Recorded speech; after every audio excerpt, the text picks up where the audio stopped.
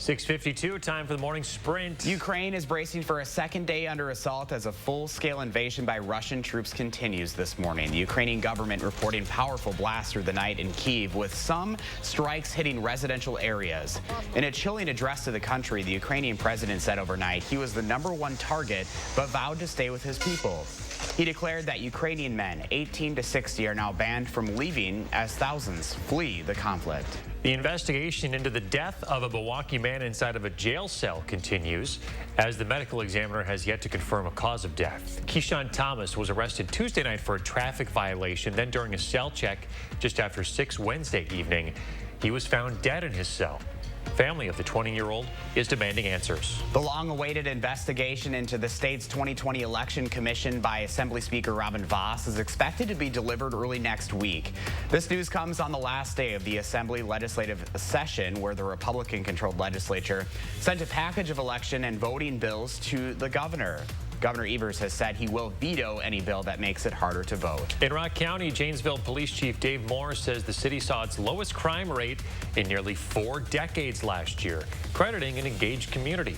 He says the city saw a 14% decrease in overall crime in 2021, including a 2% decrease in violent crime and a 16% decrease in property crime. A fun event last night for soon-to-be teachers in the Madison School District. About 90 of them taking part in the district's first staff signing day event, where they signed early hire contracts. The district says it organized the event to give the student teachers the ability to focus on their last few months of post-secondary education rather than continue job searching.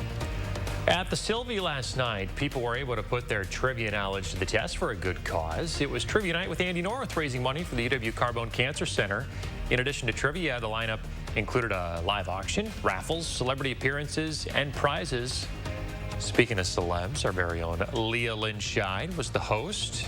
Look forward to hearing more about that when she gets back with us next week. Yeah, lucky enough to sleep in this morning. Yeah.